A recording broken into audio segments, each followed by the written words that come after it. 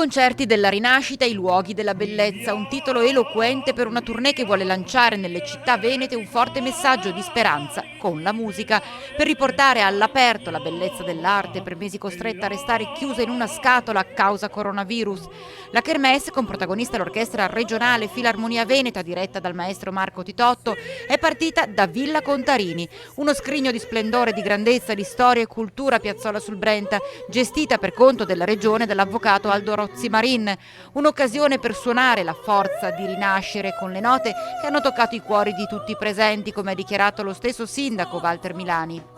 Sono emozionato questa sera da tanta bellezza, arte, musica, cultura. Stasera abbiamo capito bene perché questa villa è chiamata la Versailles del Veneto, no? È una villa splendida, un monumento,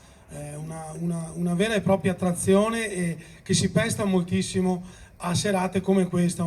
serate in cui la musica, c'è il miracolo della musica, che ci fa